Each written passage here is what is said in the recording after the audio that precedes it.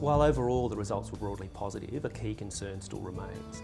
The index itself is made up of 4 quite simple questions. They ask people to rate their satisfaction of their life, whether their life has worth, whether they're happy and whether they're anxious. Now in the case of this survey, the first 3 of those questions all improved, and as a result national wellbeing rose, having fallen for the past 2 quarters. The surprising result in all this, and the key concern from it, is anxiety levels continue to rise, and they have now risen for the past 3 surveys. In fact, when you ask the panel, and there's over 2,000 Australians across a broad range of demographics surveyed here, more than a third of people who answer this survey rate their anxiety levels currently as very high.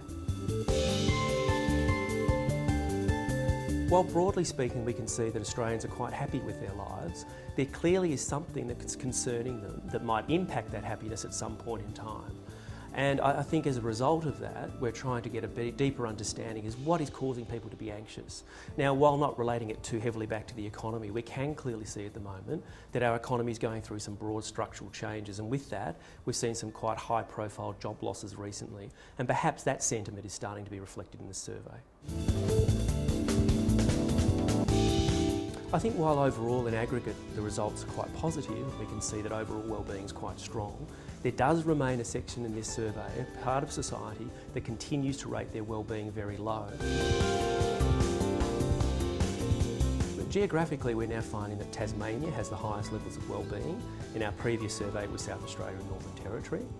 We're also seeing across the board, most income groups went up with the exception of those earning between $35,000 and $50,000. We're also found now that capital cities have higher wellbeing than regional centres. Prior to this, it was the regional centres that were outperforming. And widows, who still remain by far our highest level of wellbeing, even there we saw a big spike in anxiety. The key influences that come out of our survey is personal relationships, people's safety and the home that they live in. The key detractors that we saw in wellbeing this time were people's standard of living, their financial security and their health.